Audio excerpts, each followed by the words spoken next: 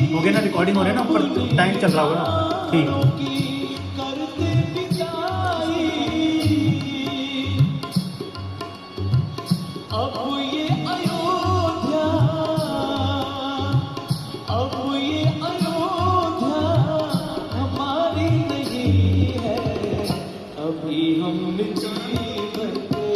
देखा नहीं है अभी हमने जी भर के, देखा नहीं है।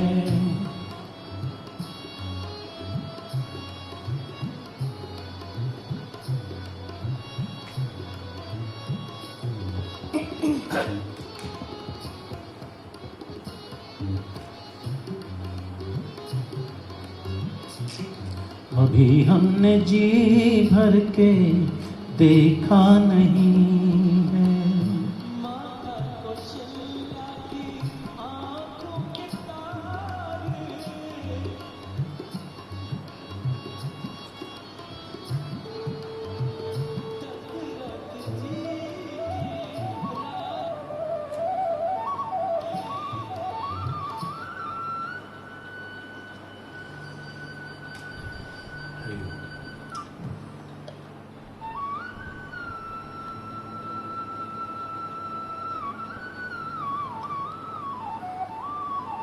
वक्रतुंड महाकाय सूर्यकोटि संप्रभा, निर्विघ्नं कुरु मदेव सर्वकार्येषु सर्वदा। गुरुर्ब्रह्मा गुरुर्विष्णु गुरुर्देवो महेश्वरा, गुरुर्साक्षात् परब्रह्म तस्मै श्री गुरुवे नमः। ध्यानमूलं गुरुमूर्ति, पूजामूलं गुरुपदं, मंत्रमूलं गुरुवाक्यं, मोक्षमूलं गुरुकृपा। सर्वमङ्गलमाङ्गल्ये शिवे सर्वार्थ साधिके, शरण्ये त्र्यम्बके गौरी नारायणी नमोस्तुते। या देवी सर्वभूतेषु शान्तिरूपेण संस्थिता, नमस्तस्यै नमस्तस्यै नमस्तस्यै नमो नमः। अतुलितबन्धामं हेम शैलावदेहं, धनजुवनकृशानं ज्ञानिनां प्रकन्यं, सकलगुण्यधानं वानरनामधीशं, रघुपतिप्रियभक्तं वातजातं नमामि।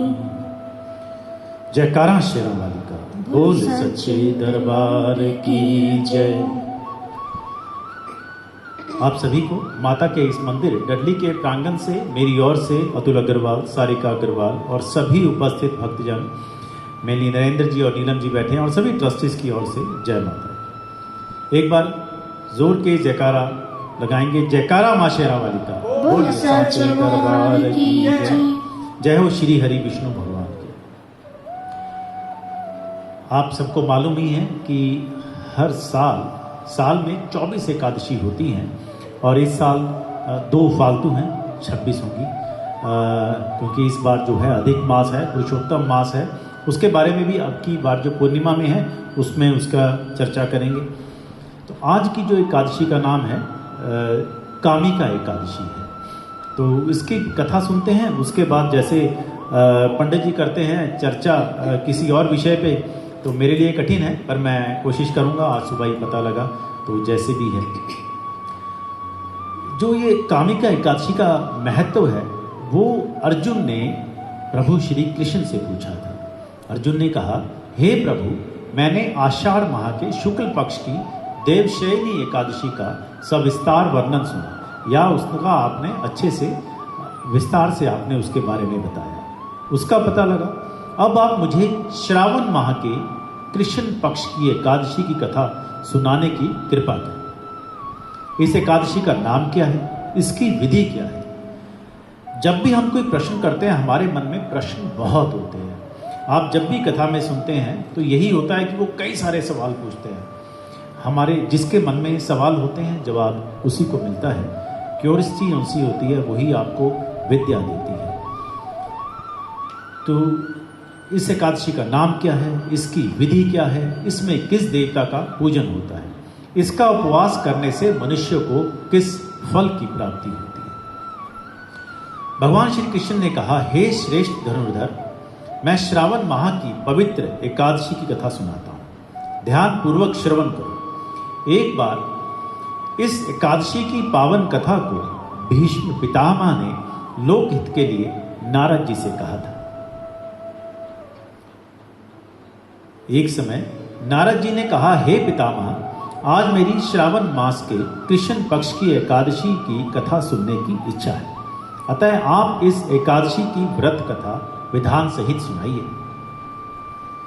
नारद जी की इच्छा को सुन पितामह भीष्म ने कहा, हे नारद जी, आपने बहुत ही सुंदर प्रस्ताव किया है या बहुत सुंदर प्रश्न पूछा है, और जो भी जन कल्याण के प्रश्न होते हैं, सुनाने वाले को भी करने वाले को भी उसमें आनंद मिलता है। तो इसी भाव से भीष्म पितामह ने भी उनकी जो विनती थी वो स्वीकार की। तो उन्होंने कहा, अब इस कथा को ध्यानपूर्वक श्रवण कीजिए, सुनिए। श्रावण माह के कृष्ण पक्ष की एकादशी का नाम कामिका एकादशी है। इस एकादशी की कथा सुनने मात्र से ही वाजपेय यज्ञ के फल की प्राप्ति होती है। कामिका एकादशी के उपवास में शंख चक्र गदाधारी भगवान विष्णु का पूजन होता है। जो मनुष्य इस एकादशी को धूप दीप नैवेद्य आदि से भगवान विष्णु की पूजा करते हैं, उन्हें गंगा स्नान के फल से भी उत्तम फल की प्राप्ति होती है। सूर्य ग्रहण और चंद्र ग्रहण में केदार और कुरुक्षेत्र में स्नान करने से जिस पुण्य की प्राप्ति होती है, वह पुण्य कामिका एकादशी के दिन भगवान विष्णु की भक्ति पूर्वक पूजा करने से वो फल की प्राप्ति होती है। भगवान विष्णु की श्रावण मास में भक्ति पूर्वक पूजा करने का फल समुद्र और वन सहित पृथ्वी दान करने के फल से भी ज्यादा होता है। तो आप अंदाजा लगा सकते हैं कि इसका फल कितना है। वेतिपात में गंडकी नदी में स्नान करने से जो फल प्राप्त होता है, वह फल भगवान की पूजा करने से मिल जाता है। संसार में भगवान की पूजा का फल सबसे ज्यादा है, अतः भक्ति पूर्वक भगवान की पूजा ना बन सके तो श्रावण माह के कृष्ण पक्ष की कामिका एकादशी का उपवास करना चाहिए। आभूषणों से युक्त बछड़ा सहित गोदान करने से जो फल प्राप्त होता है, वह फल कामिका एकादशी के उपवास से मिल जाता है। जो उत्तम द्विज श्रावण माह के कृष्ण पक्ष की कामिका एकादशी का उपवास करते हैं तथा भगवान विष्णु का पूजन करते हैं, उनसे सभी देव नाग किन्नर पितृ आदि की पूजा हो जाती है। इसमें यहाँ उत्तम द्विज लिखा है। द्विज का मतलब ब्राह्मण होता है, या फिर द्विज हनुमान जी को भी कहा गया है। द्विज का मतलब ये होता है कि जिसका जन्म 2 बार हुआ हो। तो ब्राह्मण का जन्म तो 2 बार होता है, तो वो इसलिए कहा जाता है कि एक बार तो जैसे हम सब का जन्म हुआ, और एक बार जिस दिन वो जनेऊ धारण करते हैं, जिस दिन वो पूजा कर लेते हैं, तो उनका नया जन्म हो जाता है। वो एक नई जिम्मेवारी में आ जाते हैं। यही हनुमान जी का जन्म का एक कारण था, और भगवान के जन्म के तो कई कारण हैं, उसके बारे में भी थोड़ी बाद में चर्चा करेंगे। तो इसीलिए जहाँ जहाँ द्विज आता है, द्विज का मतलब ब्राह्मण होता है, और इसका एक मतलब वो भी होता है जिसका 2 बार जन्म हुआ। तो जो उत्तम द्विज श्रावण माह के, और हम सब पैदा तो सभी हो गए हैं, लेकिन जब भी हम अपनी ज्ञान का या विद्या को, जो भी हमारी विद्या है, उसको प्राप्त करके हम जिस भी कार्य में लगते हैं, उस जिम्मेवारी को हमारा दूसरा जन्म बताया जाता है। तो जो उत्तम द्विज श्रावण माह के कृष्ण पक्ष की कामिका एकादशी का उपवास करते हैं तथा भगवान विष्णु का पूजन करते हैं, उनसे सभी देव नाग किन्नर पितृ आदि की पूजा हो जाती है। इसलिए पाप से डरने वाले व्यक्तियों को विधि विधान सहित इस उपवास को करना चाहिए। संसार सागर तथा पापों में फंसे हुए मनुष्यों को इनसे मुक्ति के लिए कामिका एकादशी का व्रत करना चाहिए। कामिका एकादशी के उपवास से भी पाप नष्ट हो जाते हैं। संसार में इससे अधिक पापों को नष्ट करने वाला और कोई उपाय नहीं। हे नारद जी, स्वयं भगवान ने अपने मुख से कहा है कि मनुष्यों को अध्यात्म विद्या से जो फल प्राप्त होता है उससे अधिक फल कामिका एकादशी का व्रत करने से मिल जाता है। इस उपवास के करने से मनुष्य को ना यमराज के दर्शन होते हैं और ना ही नरक के कष्ट भोगने पड़ते हैं, वह स्वर्ग का अधिकारी बन जाता है। जो मनुष्य इस दिन तुलसी दल से भक्ति पूर्वक भगवान विष्णु का पूजन करते हैं, वे इस संसार सागर में रहते हुए भी इस प्रकार अलग रहते हैं जिस प्रकार कमल पुष्प जल में रहता हुआ भी जल से अलग रहता है। हम सब जानते हैं कमल के बारे में कि कमल का फूल वो कीचड़ में पैदा होता है, पर वो कीचड़ उसको कभी छू नहीं पाता। जितना इतना पानी उसमें बढ़ता है, कीचड़ बढ़ता है, कमल उससे ऊपर उठता जाता है। तो जो मनुष्य प्रभु का तुलसी दल से पूजन करते हैं, उनके सभी पाप नष्ट हो जाते हैं। हे नारद जी, मैं भगवान के अति प्रिय श्री तुलसी जी को प्रणाम करता हूँ। तुलसी जी के दर्शन मात्र से मनुष्य के सभी पाप नष्ट हो जाते हैं और शरीर के स्पर्श मात्र से मनुष्य पवित्र हो जाता है। तुलसी जी को जल से स्नान कराने से मनुष्य की सभी यम यातनाएं नष्ट हो जाती हैं। जो मनुष्य तुलसी जी को भक्ति पूर्वक भगवान के श्री चरण कमलों में अर्पित करता है, उसे मुक्ति मिलती है। इस कामिका एकादशी की रात्रि को जो मनुष्य जागरण करते हैं और दीप दान करते हैं, उनके पुण्य को लिखने में चित्रगुप्त भी असमर्थ है। एकादशी के दिन जो मनुष्य भगवान के सामने दीपक जलाते हैं, उनके पितृ स्वर्ग लोक में अमृत का पान करते हैं। भगवान के सामने जो मनुष्य घी या तिल का तेल के दीपक जलाते हैं, उनको सूर्य लोक में भी सहस्त्रों दीपों का प्रकाश मिलता है। अब कथा, कामिका एकादशी व्रत कथा। ये तो सब महात्म था कि उसके फल क्या है। हमें फल पता हो फिर तो हम काम करें, है ना। तो फल पहले बता दिया उन्होंने इस कथा में। कामिका एकादशी व्रत कथा। एक गांव में एक वीर क्षत्रिय रहता था। एक दिन किसी कारणवश उसकी ब्राह्मण से हाथापाई हो गई और ब्राह्मण की मृत्यु हो गई। अपने हाथों मरे गए ब्राह्मण की क्रिया उस क्षत्रिय ने करनी चाहिए, परंतु पंडितों ने उस क्रिया में शामिल होने से मना कर दिया। ब्राह्मणों ने बताया कि तुम पर ब्रह्म हत्या का दोष है, पहले प्रायश्चित कर इस पाप से मुक्त हो, तब हम तुम्हारे घर भोजन करेंगे। इस पर क्षत्रिय ने पूछा कि इस पाप से मुक्त होने के क्या उपाय हैं। तब ब्राह्मणों ने बताया कि श्रावण माह के कृष्ण पक्ष की एकादशी को भक्ति भाव से भगवान श्रीधर का व्रत एवं पूजन कर ब्राह्मणों को भोजन करा के सद दक्षिणा के साथ आशीर्वाद प्राप्त करने से इस पाप से मुक्ति मिलेगी।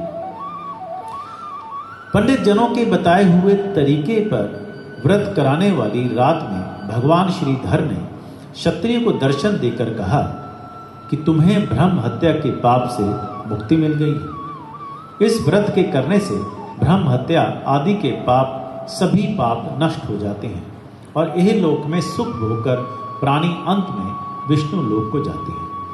इस कामिका एकादशी के महात्म के श्रवण व पठन से मनुष्य स्वर्ग लोक को प्राप्त करते हैं। जय श्री हरि। कथा तो इतनी ही है, और जैसे पंडित जी ने कहा था कि ये एकादशी कथा छोटी रहती हैं, पर पंडित जी हर बार कोई ना कोई कथा प्रसंग लेके आते हैं, तो मेरे पास आज थोड़ा सा ही समय था। एक छोटा सा भजन करते हैं और उसके बाद जो मैंने एक छोटी सी कथा जोड़ी है या कहीं से कॉपी की है उसको देखेंगे। रचा है सृष्टि को जिस प्रभु ने, वही ये सृष्टि चला रहे हैं। रचा है सृष्टि को जिस प्रभु ने, वही ये सृष्टि चला रहे हैं। है सृष्टि को जिस प्रभु ने, वही ये सृष्टि चला रहे हैं। रचा है सृष्टि को जिस प्रभु ने, वही ये सृष्टि चला रहे हैं। जो पेड़ हमने लगाया पहले, जो पेड़ हमने लगाया पहले, उसी का फल हम अब पा रहे हैं। रचा है सृष्टि को जिस प्रभु ने, वही वो सृष्टि चला रहे हैं। रचा है सृष्टि को जिस प्रभु ने, वही ये सृष्टि चला रहे हैं। इसी धरा से शरीर आए, इसी धरा में फिर सब समाए। इसी धरा से शरीर आए, इसी धरा में फिर सब समाए।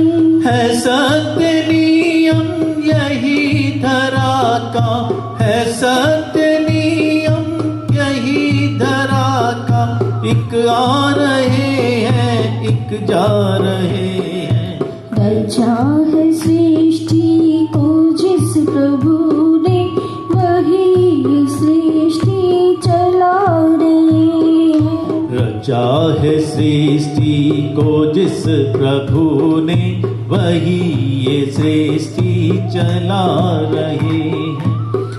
जिन्होंने भेजा जगत में जाना, तय कर दिया लौट के फिर से आना। जिन्होंने भेजा जगत में जाना, तय कर दिया लौट के फिर से आना। जो भेजने वाले हैं यहाँ पे, जो भेजने वाले हैं यहाँ पे, वही फिर वापस बुला रहे हैं। रचा है सृष्टि को जिस प्रभु ने, वही ये सृष्टि चला रहे हैं। बैठे हैं जो धान की बालियों में, समाए मेहंदी की लालियों में। बैठे हैं जो धान की बालियों में, समाए मेहंदी की लालियों में। हर डाल हर पत्ते में समा कर, हर डाल हर पत्ते में समा कर, फूल रंग बिरंगे खिला रहे हैं।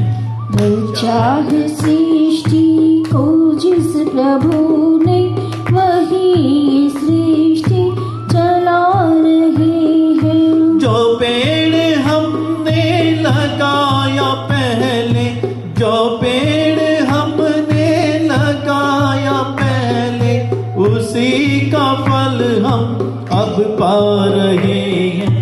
रचा है सृष्टि को जिस प्रभु ने, वही ये सृष्टि चला रहे हैं। रचा है सृष्टि को जिस प्रभु ने, वही ये सृष्टि चला रहे हैं। पंडित जी तो अपनी जो विद्या है उसमें से सुनाते हैं, और मैंने कहीं से कॉपी किया है, और जितना जल्दी जल्दी है तो उसको देखने की कोशिश करते हैं। तो है तो सब भगवान का नाम, किस भी रूप से लिया जाए तो उसको देखते हैं। आज भगवान विष्णु के दशा अवतार के बारे में चर्चा करते हैं। बहुत छोटी छोटी सभी भगवान के अवतारों का दर्शन करके निकलते रहेंगे। 10वें अवतार के बाद फिर आरती करेंगे और फिर आगे बढ़ेंगे। तो पहला अवतार हुआ था मत्स्य अवतार। हमें ये भी समझने की जरूरत है, वैसे आप सबको मालूम ही होगा कि मत्स्य अवतार क्यों लेना पड़ा। तो धरती तो थी ही नहीं कहीं, सभी जगह जल ही जल था। तो जब जल था तो जल के ही राक्षस थे, तो तभी ऐसे भगवान को जन्म लेना था जो जल के राक्षसों को हरा सके, मार सके या उनका उद्धार कर सके। तो मत्स्य अवतार यानी मछली के रूप में भगवान सबसे पहले आए। तो सबसे पहले भगवान विष्णु का मत्स्य अवतार जो सतयुग में हुआ। पुराणों के अनुसार भगवान श्री हरि विष्णु ने सृष्टि को प्रलय से बचाने के लिए मत्स्य के रूप में पहला अवतार लिया था। यह उन्हें दशा अवतार में पहला अवतार माना जाता है। सतयुग के अंत में राजा सत्यव्रत हुए थे। एक दिन राजा सत्यव्रत नदी में स्नान करके भगवान सूर्य को जलांजलि दे रहे थे, तभी उनकी अंजलि में एक छोटी सी मछली आ गई। उन्होंने सोचा कि इसे वापस में जल में डाल दूं, लेकिन मछली ने राजा से कहा, आप मुझे जल में मत डालिए, वरना बड़ी मछलियां मुझे खा जाएंगी। तब राजा सत्यव्रत ने उस मछली को अपने राजमहल में रख लिया। जब मछली एक दिन में बड़ी हो गई तो राजा ने उसे अपने सरोवर में रख दिया, लेकिन शीघ्र ही मछली और बड़ी हो गई। राजा को समझ में आ गया कि यह कोई साधारण जीव नहीं है। उन्होंने उस मछली से अपने वास्तविक स्वरूप में आने की प्रार्थना की। राजा की प्रार्थना को सुनकर साक्षात चार भुजाधारी भगवान श्री हरि विष्णु प्रकट हुए। उन्होंने कहा कि यह मेरा मत्स्य अवतार है। भगवान ने सत्यव्रत से कहा, सुनो सत्यव्रत, आज से 7 दिनों बाद प्रलय होगी, संपूर्ण लोक जल में डूब जाएगा। तब मेरी प्रेरणा से एक विशाल नौका तुम्हारे समीप आएगी। तब तुम सप्त ऋषियों, औषधियों, समस्त बीजों व प्राणियों के सूक्ष्म शरीर को लेकर उसमें बैठ जाना। जब तुम्हारी नाव डगमगाने लगेगी, तब मैं इसी मत्स्य रूप में तुम्हारे पास आऊंगा। उस समय तुम वासुकी नाग से उस नाव को मेरे सींग से बांध देना। उस समय तुम जो प्रश्न पूछोगे, तब मैं तुम्हें उत्तर दूंगा। इससे मेरी वास्तविक महिमा, जो परम ब्रह्म है, तुम्हारे हृदय में प्रकट हो जाएगी। तब समय आने पर मत्स्य रूप धारण करके भगवान विष्णु ने राजा सत्यव्रत को तत्व ज्ञान का उपदेश दिया, इस सृष्टि को प्रलय से बचाया। भगवान की यही कथा मत्स्य पुराण में भी प्रसिद्ध है। बोलिए मत्स्य भगवान की जय। अब भगवान के दशा अवतार के दूसरे अवतार कूर्म अवतार या कच्छप अवतार। कूर्म अवतार की हमने पिछले कथा में, सत्यनारायण की कथा में विस्तार से उसका वर्णन किया था, क्योंकि तब कूर्म जयंती थी और बुद्ध पूर्णिमा भी थी पिछली से पिछली में। तो आज कूर्म अवतार के बारे में भी ऐसे ही छोटा सा दर्शन करके फिर आगे बढ़ेंगे। भगवान विष्णु ने इस अवतार में देवताओं और दानवों की सहायता की थी। जैसे मैंने पहले कहा था कि मछली का अवतार हुआ, मछली के बाद कछुए का हुआ। कछुआ एक ऐसा जीव है जो पानी में भी रहता है और धरती पर भी। तो तब धरती धीरे धीरे आने लगी थी, तो तब उसके लिए ऐसे अवतार की आवश्यकता थी जो धरती पर भी काम करे और जल में भी।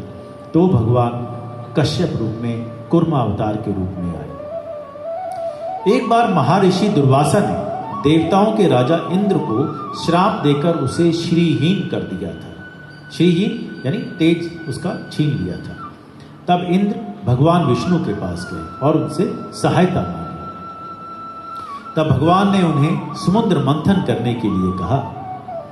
इंद्र भगवान विष्णु के कहे अनुसार दैत्यों और देवताओं के साथ मिलकर समुद्र मंथन करने को तैयार हुए। समुद्र मंथन करने के लिए मंदराचल पर्वत को और नागदेव वासुकी को नेति बनाया गया। देवताओं और दैत्यों ने अपना मतभेद भुलाकर मंदराचल पर्वत को उखाड़ा, फिर उसे समुद्र की ओर ले चले, लेकिन वे उसे दूर तक नहीं ले जा सके। तब भगवान विष्णु ने मंदराचल को समुद्र के तट पर रख दिया। देवता और दैत्य मंदराचल पर्वत को समुद्र में डाला। नागराज वासुकी को नेति बनाकर मंथन करने की कोशिश की गई, लेकिन मंदराचल के नीचे कोई आधार नहीं था। इस कारण वह समुद्र में डूबने लगा। यह देखकर भगवान विष्णु ने विशाल कछुए का रूप धारण किया। उन्होंने समुद्र में मंदराचल पर्वत को अपनी पीठ पर आधार दिया। भगवान कूर्म की पीठ पर मंदराचल पर्वत तेजी से घूमने लगा। इस प्रकार समुद्र मंथन का कार्य पूर्ण हुआ। तो ऐसे कूर्मा अवतार ने जब देवताओं और दानवों का युद्ध हो रहा था और सबको अमृत तो चाहिए, तब उसके लिए जब उन्होंने युद्ध किया तो मंथन करने में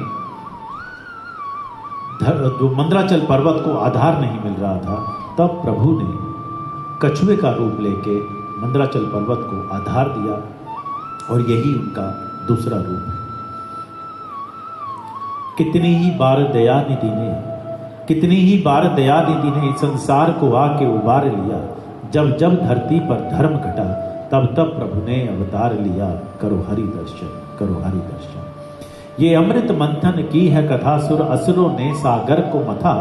डूबने लगा जब पर्वत जल में, खलबली मची थी भूमंडल में। तब हरि ने कूर्म अवतार लिया, मंदराचल पीठ पर धार लिया। करो हरि दर्शन। हरि की लीला है अजब भक्तों, करो हरि दर्शन।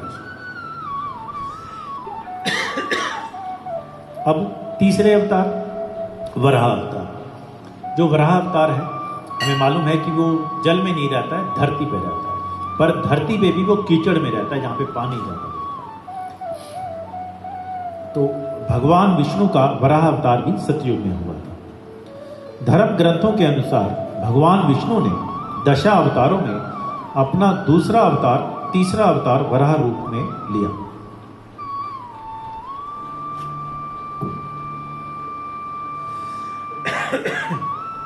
उनके इस अवतार के साथ कुछ इस प्रकार की कथा जुड़ी हुई है।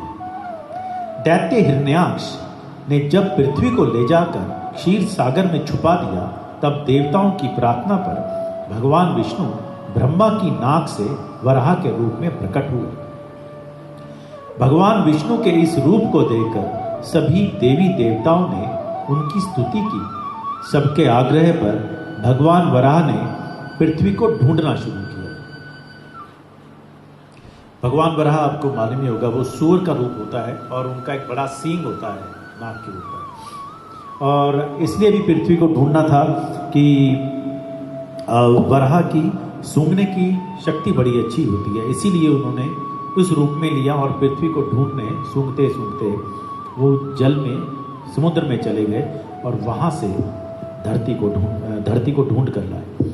तो वो अभी इसमें भी यही लिखा है, अपनी थूथनी की सहायता से उन्होंने पृथ्वी का पता लगा लिया। फिर समुद्र के अंदर जाकर अपने दांतों के ऊपर पृथ्वी को रखकर बाहर निकल आए। जब हिरण्याक्ष ने यह देखा तो उसने वराह रूपी भगवान विष्णु को युद्ध के लिए ललकारा। दोनों में भीषण युद्ध हुआ। अंत में भगवान वराह ने दैत्य हिरण्याक्ष का वध कर दिया। इसके बाद भगवान वराह ने अपने खुरों से जल को स्तंभित कर पृथ्वी को स्थापित कर दिया। यह हिरण्याक्ष हिरण्यकशिपु का बड़ा भाई था, है ना, आपको मालूम है नहीं सबको।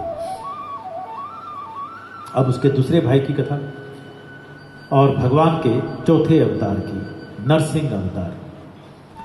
भगवान विष्णु ने नरसिंह अवतार धारण कर अपने भक्त प्रहलाद की रक्षा की। दैत्यों के राजा हिरण्यकश्यप का वध किया। धर्म ग्रंथों के अनुसार दैत्यों का राजा हिरण्यकश्यप अपने आप को भगवान से अधिक शक्तिशाली मानने लगा था।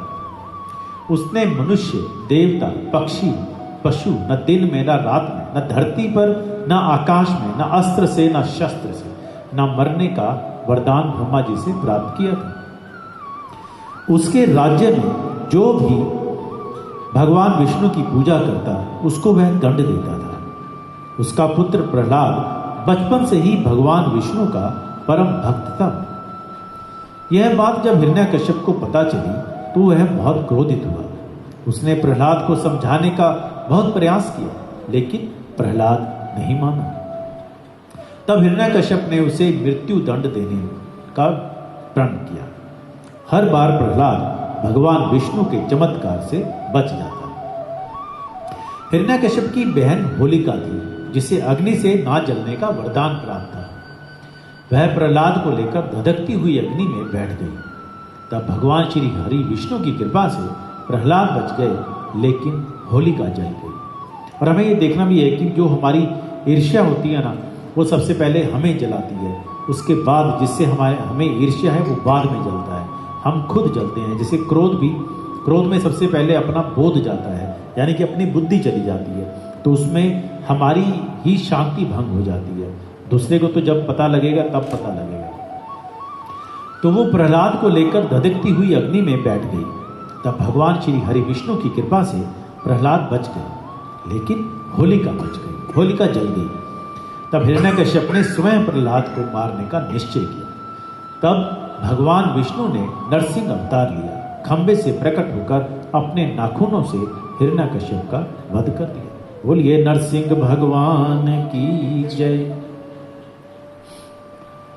अब भगवान के 5वें अवतार वामन अवतार। अभी देख रहे हैं ना आप कैसे उसका प्रोग्रेस हो रही है। पहले जल में, फिर जल और धरती पे चलने वाला कछुआ, फिर धरती पे चलने वाला ये वराह अवतार, फिर उसके बाद वामन अवतार। आदमी तो बने पर छोटे आदमी बने, है ना, छोटे थे ना वामन अवतार। भगवान विष्णु का 5वां वामन अवतार है।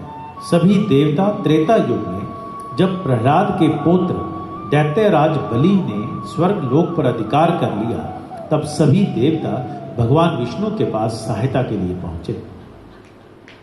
भगवान विष्णु ने कहा कि वे स्वयं देव माया अदिति के गर्भ से अवतार लेंगे, फिर उन्हें स्वर्ग का राज्य दिलाएंगे।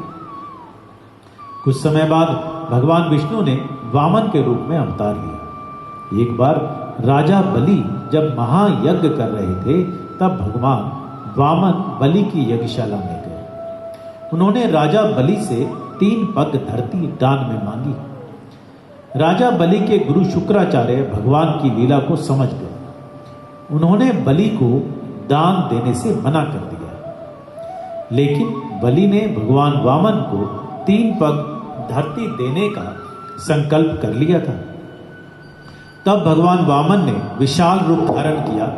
उन्होंने एक पग में धरती, दूसरे पग में स्वर्गलोक को नापा और तीसरा पग रखने का कोई स्थान नहीं बचा। तो बलि ने भगवान वामन को अपने सर पर पग रखने को कहा। बलि के सिर पर पग रखने से वह पाताल लोक चला गया। बलि की दानवीरता देखकर भगवान ने उसे पाताल लोक का स्वामी बना दिया। फिर श्रावणी मतवंतर में इंद्र का पद प्रदान करने का वचन दिया। इस प्रकार भगवान वामन ने देवताओं की सहायता की, उन्हें स्वर्ग पुनः लौटाया। बोलिए वामन भगवान की जय।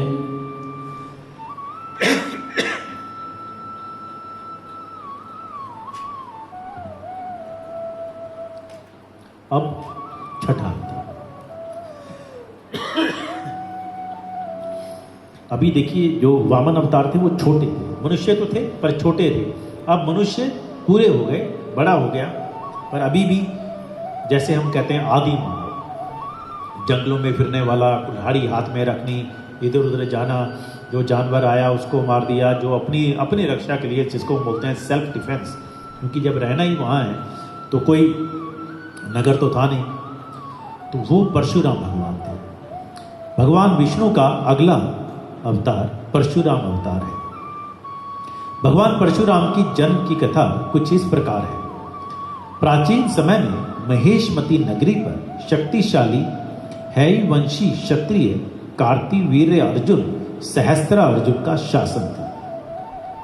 वह बहुत अभिमानी और अत्याचारी था। एक बार अग्निदेव ने उससे भोजन कराने का आग्रह किया। तब सहस्त्रा अर्जुन ने घमंड में आकर कहा, आप जहां भी चाहें वहां से भोजन प्राप्त कर लें, समस्त पृथ्वी पर मेरा राज्य है। तब अग्निदेव ने वनों को जलाना शुरू कर दिया। एक वन में उसी समय ऋषि आपव तपस्या कर रहे थे। अग्निदेव ने उनके आश्रम को भी जला दिया। इससे क्रोधित होकर ऋषि ने सहस्त्रा अर्जुन को श्राप दिया। भगवान विष्णु परशुराम के रूप में जन्म लेंगे ऐसा कहा। न सिर्फ सहस्त्र अर्जुन बल्कि समस्त अभिमानी क्षत्रियों का सर्वनाश करेंगे। इस प्रकार भगवान विष्णु ने भार्गव कुल में जमदाग्नि ऋषि के यहाँ 5वें पुत्र के रूप में जन्म लिया। बोलिए परशुराम भगवान की जय। अब 7वें अवतार हैं श्री राम। भगवान विष्णु का 7वां अवतार त्रेता युग में भगवान श्री राम का अवतार है। त्रेता युग में राक्षस राज रावण का बहुत आतंक था। सभी देवता उससे डरते थे। उसके वध के लिए भगवान विष्णु ने राजा दशरथ के यहाँ माता कौशल्या के गर्भ से पुत्र के रूप में जन्म लिया। इस अवतार में भगवान विष्णु ने अनेक राक्षसों का वध किया। मर्यादा का पालन करते हुए वह मर्यादा पुरुषोत्तम श्री राम कहलाए। भगवान श्री राम पिता के कहने पर वनवास गए। वनवास भोगते समय रावण उनकी पत्नी सीता को हरण करके ले गया। सीता की खोज में भगवान लंका तक पहुंचे। वहां भगवान श्री राम और रावण का घनघोर युद्ध हुआ, जिसमें रावण मारा गया। इस प्रकार भगवान विष्णु ने राम के रूप में अवतार लेकर देवताओं को भयमुक्त किया। इस अवतार में राम ने ये बताया कि जीना कैसे है, अपना जीवन जी के दिखाया। और भगवान कृष्ण ने लॉ बनाया। उन्होंने बताया कि उन्होंने गीता लिखी कि आप लोग भी ऐसे जिए। तो वो अगले अवतार की ओर चलते हैं। और भगवान राम का एक भजन या एक प्रार्थना। श्री रामचंद्र के पालु भज मन हरन भव भय दारुणम नव कंज लोचन कंज मुख कर कंज पद कंजारुणम कंदर्प अगणित अमित छविनल नीर नीरज सुंदरम पट पीत मानव तड़ित रुचि शुचि नौमि जनक सुतावरम भजु दीन बंधु दिनेश दानव दैत्यवर्षिणि कंदनम रघुनंद आनंद कंद कौशल चंद दशरथ नंदनम सिर मुकुट कुंडल तिलक चारु उदारु अंग विभूषणम आजानुभुज शर चापधर संग्राम जित कर दूषणम इति वदति तुलसीदास शंकर शेष मुनि मन मनरंजनम मम हृदय कुंज निवास कुरु कामादिखलदं गंजनम मन जाहि राजउ मिलहि सोबरु सहज सुंदर सांवरो करुणा निधान सुजान सिलु स्नेहु जानत रावरो ऐहि भांति गौरी असीस सुनिसि सहित हिय हर्षित अली तुलसी भवानी पूजी पुनि पुनि मुदित मन मंदिर चली जानि गौरी अनुकूल सिय हिय हर्षु न जाय कहीं मंजुल मंगल मूल बां अंग पर कंठ लगे। बोलिए सियापति रामचंद्र भगवान की जय। अब अगला युग और अगला अवतार, वो त्रेता की बात थी, ये द्वापर में भगवान विष्णु के 8वें अवतार श्री कृष्ण के रूप में उन्होंने अवतार लिया। उन्होंने अधर्मियों का नाश किया। बड़ा कठिन होता है कि भगवान राम के समय में भी उनके परिवार वाले ही, उनकी माँ कैकेयी उनके विरुद्ध थी, महल में रहने वाली मंथरा उनके विरुद्ध थी, तो हमारे आसपास सभी तरह के जैसे मर्जी लोग हों, पर अच्छे भी तो थे। भरत भी थे, माँ कौशल्या थी और कैकेयी भी ऑफ कोर्स अच्छी थी, पर जाको प्रभु दारुण तुम दे ही ताकि माती पहले हर ले। ऐसे ही कृष्ण भगवान के तो घर में ही उनके मामा कंस, बुआ के बच्चे दुर्योधन वगैरह, तो वो सब इतना कष्ट उन्होंने सहा। द्वापर युग में भगवान विष्णु ने श्री कृष्ण के रूप में अवतार लिया। उन्होंने अधर्मियों का नाश किया।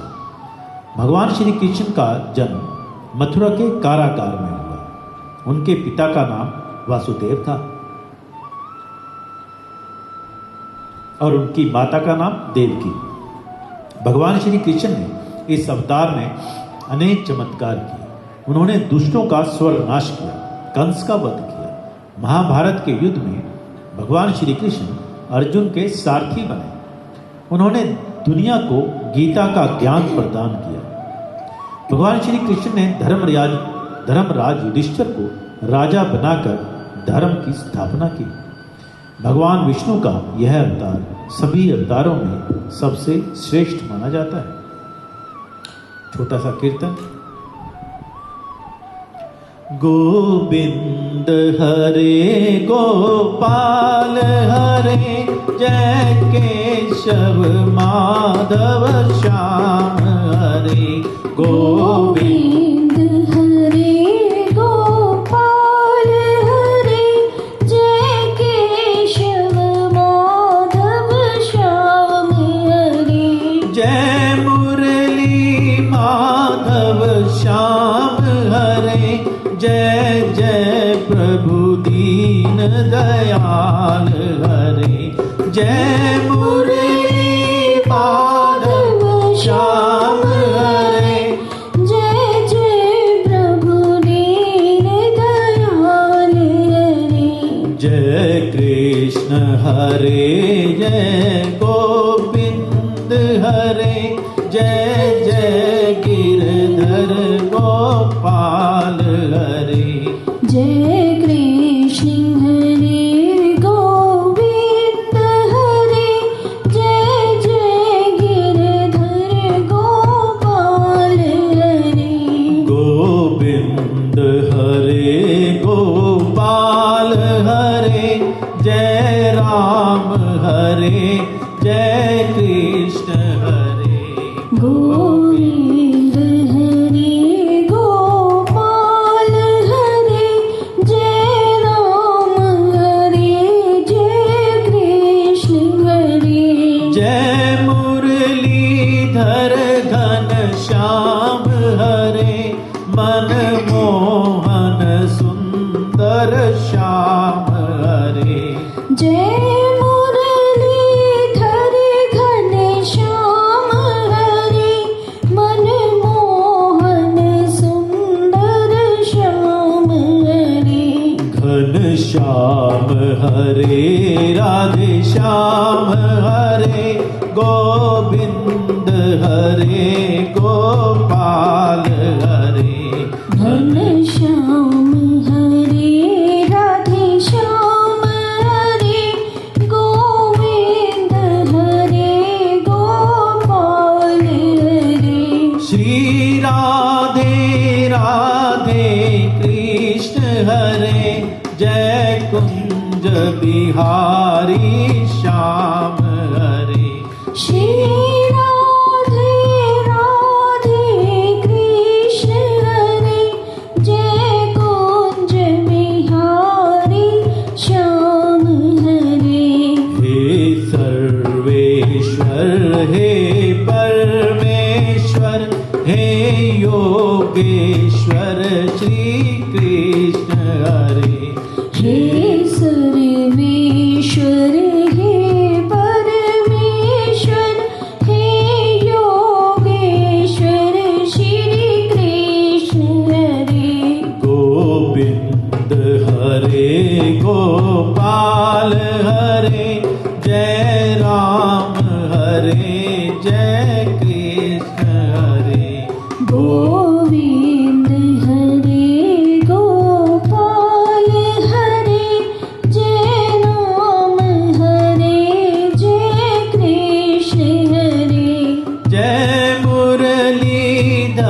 घन श्याम हरे मन मोहन सुंदर श्याम हरे जय मुरलीधर घन श्याम हरे मन मोहन सुंदर श्याम हरे घन श्याम हरे राधे श्याम हरे गोविंद हरे गोपाल हरे घन श्याम हरे राधे श्याम हरे गोविंद हरे गोपाल हरे श्री राधे राधे कृष्ण हरे जय कुंज बिहारी श्याम हरे श्री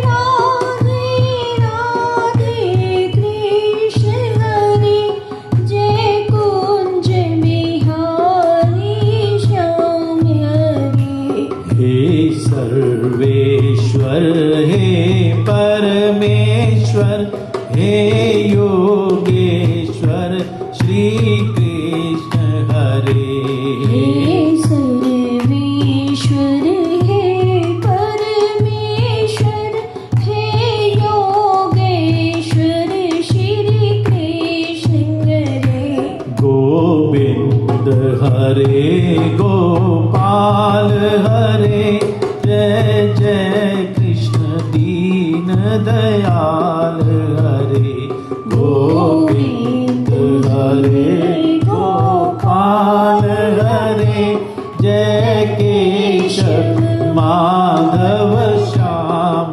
हरे। ये कीर्तन मुझे बड़ा पसंद आया, बहुत लंबा है, जितना मर्जी गा सकते हो इसको ना अपने आप से करके।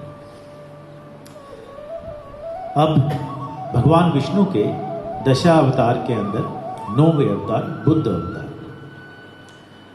भगवान विष्णु का बुद्ध अवतार कलयुग में हुआ। बौद्ध धर्म के प्रवर्तक गौतम बुद्ध भी भगवान विष्णु के अवतार माने जाते हैं। एक समय दैत्यों की शक्ति बहुत अधिक बढ़ गई थी। देवता भी उनसे भय से भागने लगे थे। राज्य की कामना से दैत्यों ने देवराज इंद्र से पूछा, हमारा साम्राज्य स्थिर रहे इसका क्या उपाय है? तब इंद्र ने शुद्ध भाव से बताया कि सुशासन के लिए यज्ञ और वेद विहित आचरण जरूरी है। तब दैत्य वैदिक आचरण और महायज्ञ करने लगे, जिससे उनकी शक्ति बढ़ने लगी। तब सभी देवता भगवान विष्णु के पास गए।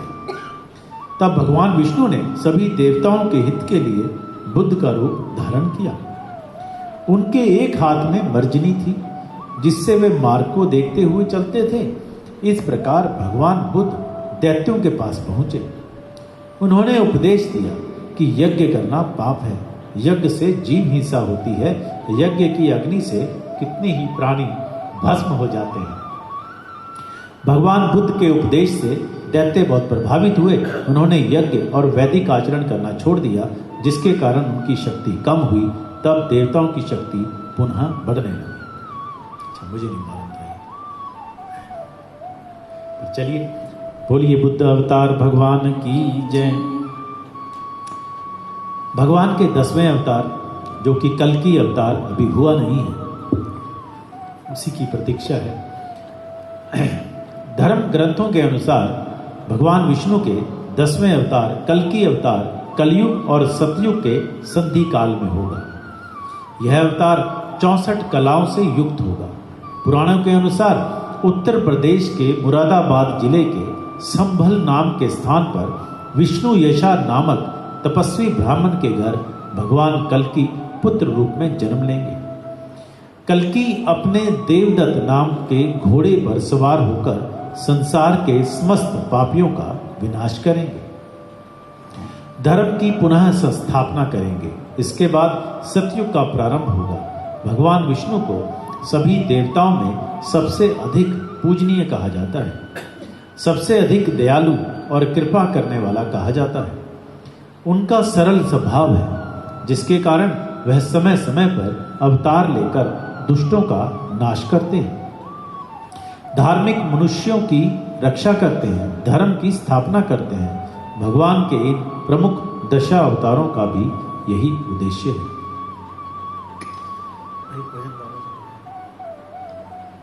एक भजन गा लेते हैं, फिर और कथा करते हैं, फिर आरती। नाम है तेरा तारनहारा, कब तेरा दर्शन होगा। जिनकी प्रतिमा इतनी सुंदर, वो कितना सुंदर होगा, वो कितना सुंदर होगा। तुमने तारे लाखों प्राणी, ये संतों की वाणी है, ये संतों की वाणी है।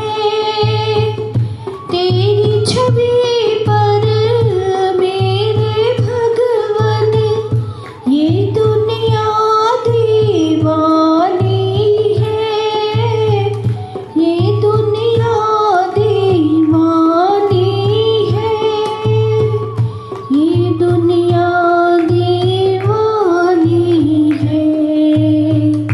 भाव से तेरी पूजा रचाऊं, जीवन में मंगल होगा।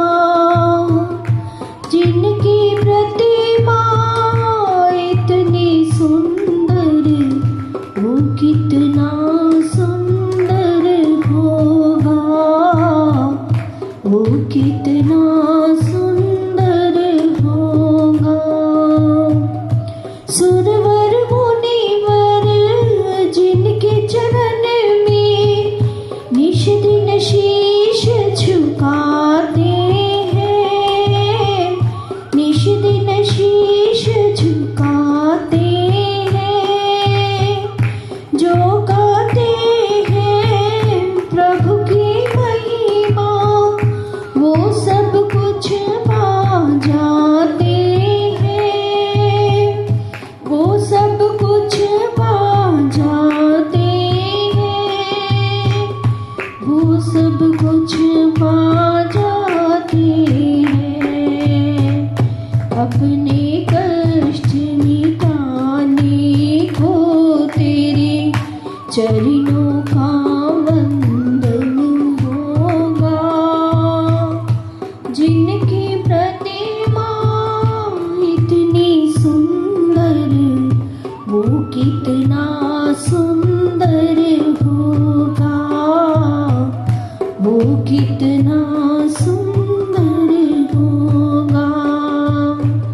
नाम है तेरा तारनहारा, कब तेरा दर्शन होगा। जिनकी प्रतिमा इतनी सुंदर, वो कितना सुंदर होगा, वो कितना सुंदर होगा। जय हो। आरती कर लेते हैं ना, है ना। पहले विष्णु जी की आरती कर लेते हैं और उसके बाद माता रानी की कर लेंगे। मैं आरती लिखूँ, सारे का आरती ले लूँगी।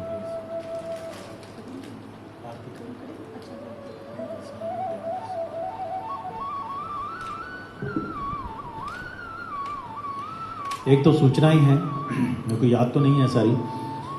हमारे हर महीने 2 एकादशी होती है, तो उनकी कथा हर बार वो आपको सबको समाचार मिलता ही है, तो आप ज़रूर आएँ। अच्छा लगता है जब कुछ लोग हों, कथा करने वाले को भी आनंद आता है। हर महीने पूर्णिमा की कथा होती है, जो मेरा ख्याल है कि इस बार 1 तारीख को आ रही है। मेरे को चेक करने की ज़रूरत है, पर आपको पोस्टर मिल जाएंगे जैसे ही कथा की डेट फाइनल करूंगा पंडित जी से सलाह करके। और 18 तारीख से जो अधिक मास है या पुरुषोत्तम मास है वो शुरू हो रहा है। तो उसमें हम पिछली बार भी हमने 3 साल पहले रामायण का मासा प्रायण का पाठ रखा था। तो उसमें हम लोग रामायण पढ़ते हैं अवधि में, और उसके बाद हिंदी में उसका अर्थ पढ़ते हैं। तो आप ज़रूर उसमें सम्मिलित हों। हमने उसकी डोनेशन एक दिन की 11 पाउंड रखी है एक परिवार की ओर से। तो डोनेशन तो हमेशा ज़रूरी होती है, पर वो इतनी ज़रूरी नहीं है, आपका सम्मिलित होना ज़्यादा ज़रूरी है। तो आप आ सकें तो ज़रूर आएँ। 1 महीने का कार्यक्रम है, तो आप ज़रूर आएँ। 18 तारीख को शाम को 5 बजे से वो हर रोज़ रामायण पढ़ी जाएगी, और 16 तारीख तक है। 16 तारीख को उसका समापन होगा। और आरती से नहीं दूसरा, अच्छा, तो वो उसका समापन होगा और हवन करेंगे उसका 16 तारीख को। वो पंडित जी, मेरे ख्याल उसमें लिखा है मेरे लीफलेट में, और वो नहीं तो पंडित जी आपको बता देंगे या मैं आपको उनसे पूछ के बता दूंगा। 29 तारीख को वीक ऑन दिस सैटरडे, इस सैटरडे को 22 तारीख है, नहीं 15 है, 15 है, फिर 22 है, और फिर 29 को, 22 तारीख को यहाँ पे जागरण है। आप जरूर, चौकी है 4 से 7, तो आप ज़रूर आए उसमें इंडिया से संदीप सूद आ रहे हैं, जो बड़े मशहूर हैं, बड़े अच्छे उनके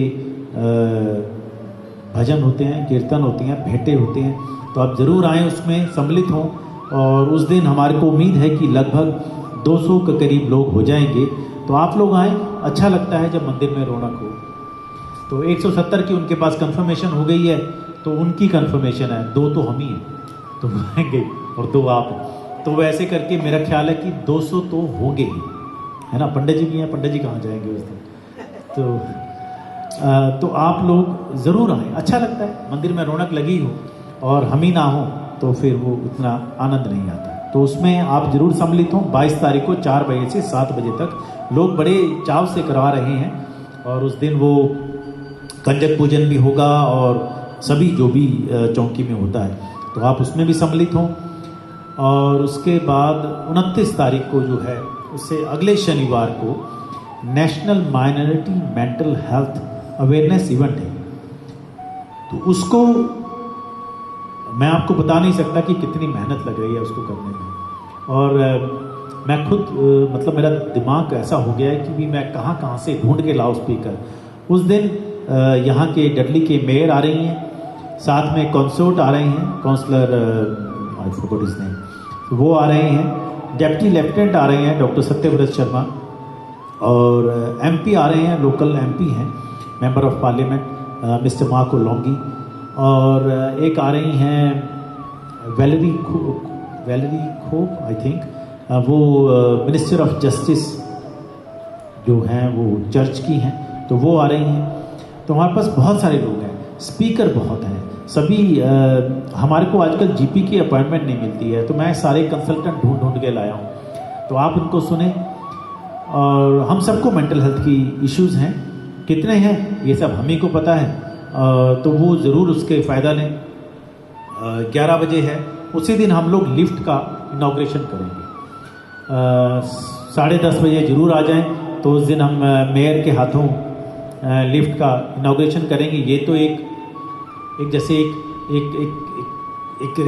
रीत होती है, लेकिन हम तो जो उसका उद्घाटन है वो तो पंडित जी की पूजा से ही करेंगे। और जो हमारे लोग हैं, हमने मेहनत करी है, तो हमारे हाथों होना चाहिए, आप लोगों के हाथों होना चाहिए। तो आप सभी लोग उसमें सम्मिलित हों, लेकिन एक प्रोटोकॉल रहता है। तो एक डेकोरेटिव लोग हैं, जो मेयर हैं, मिनिस्टर हैं, तो वो लोग भी आने वाले हैं, बड़े भाग्य हैं हमारे। और लिफ्ट उस दिन चल जाएगी बहुत, जबकि पैसे हमारे पास पूरे नहीं हुए, 31,000 हुए हैं 60,000 में से, पर कोई बात नहीं, वो हो ही जाएंगे। तो उसमें भी ज़रूर आएँ। और उसके बाद खाने की व्यवस्था हर बार होती है। आपका मंदिर बड़ा भाग्यशाली है जो हमें हर बार आपकी सेवा मिलती है। तो चलिए अब आरती करते हैं। तो आ जाइए नरेंद्र जी, आप आरती पहले करेंगे। हाँ जी, ओम जय जगदीश हरे। आरती, हाँ जी, ये कर लो, बंद कर दीजिए, कर दो।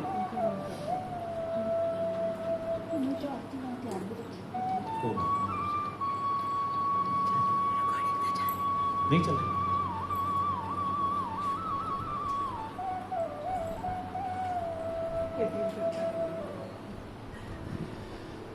गोविंद हरे गोपाल हरे सर्वेश्वर दीन दयाल हरे। अभी शुरू नहीं की, मैं तो ऐसे ही मैंने उनकी शुरू कर रहा हूँ, अभी वो आ जाए ना, उनकी इंतजार कर।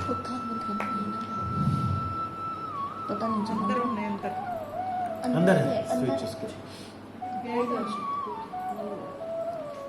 हो गए जी, हो गए, हो गए जी।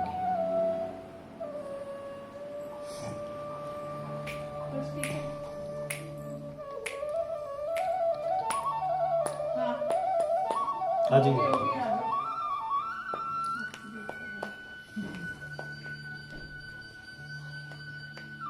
हरि ओम, हरि ओम।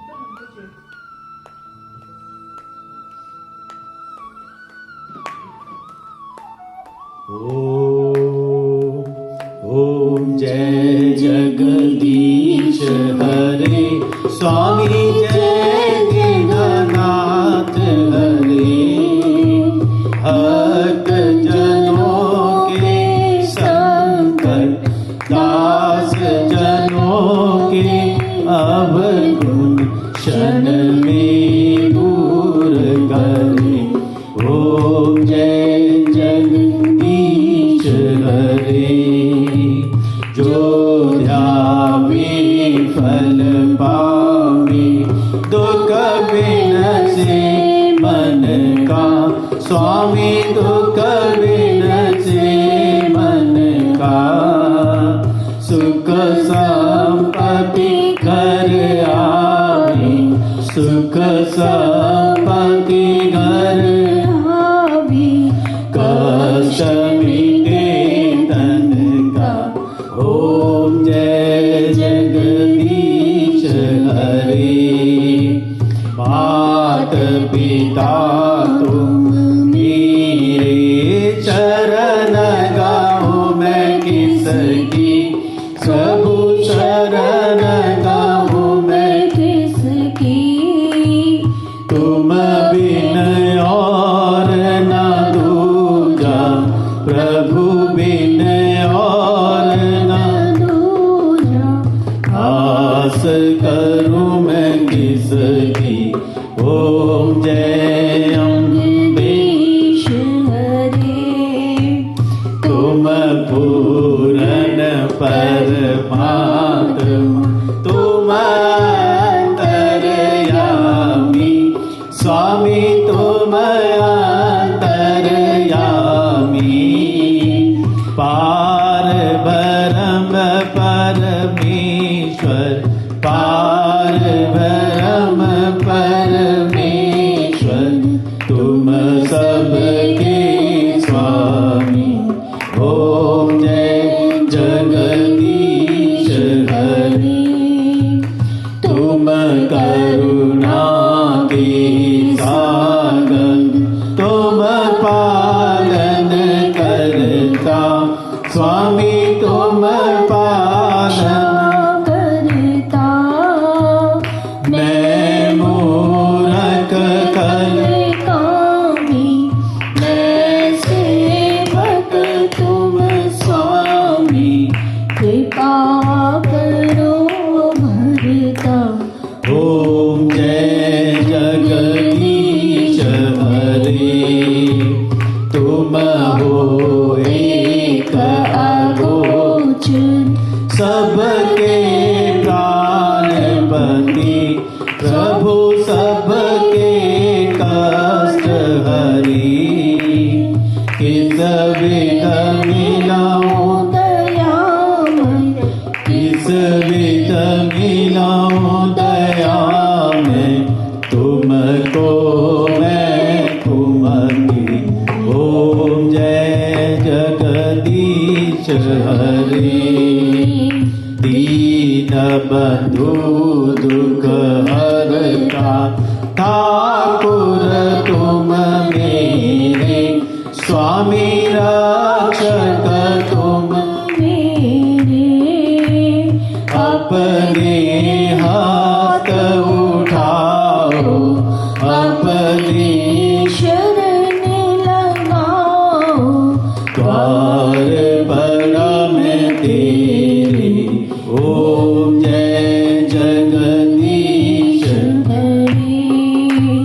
विषय विकार मिटाओ पाप हरो देवा स्वामी कष्ट हरो देवा श्रद्धा भक्ति बढ़ाओ श्रद्धा प्रेम बढ़ाओ संतन की सेवा ओम जय जगदीश हरे तन मन धन अब है तेरा स्वामी सब कुछ है तेरा तेरा तुझको अर्पण तेरा तुझको समर्पण क्या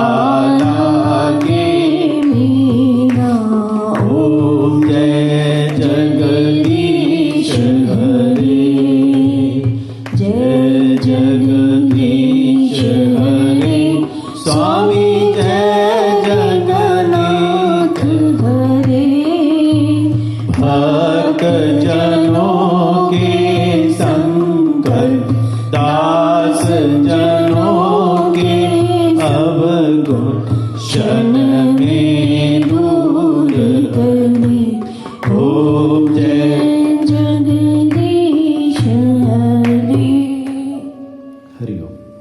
अम्बे जी की आरती अभी इसको, हाँ अभी तो इसको ठंडी करेंगे ना, एक मिनट इसको ये एक दो बाद में ले लेंगे। हाँ अभी वो भी ठंडी करते हैं ना पहले, माता रानी की कर लेते हैं।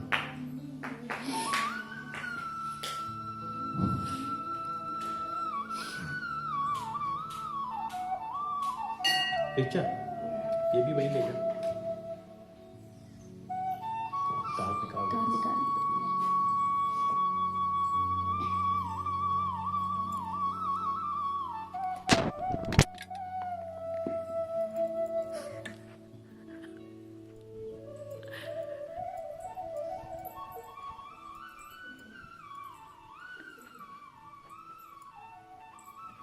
हरि ओम हरि ओम।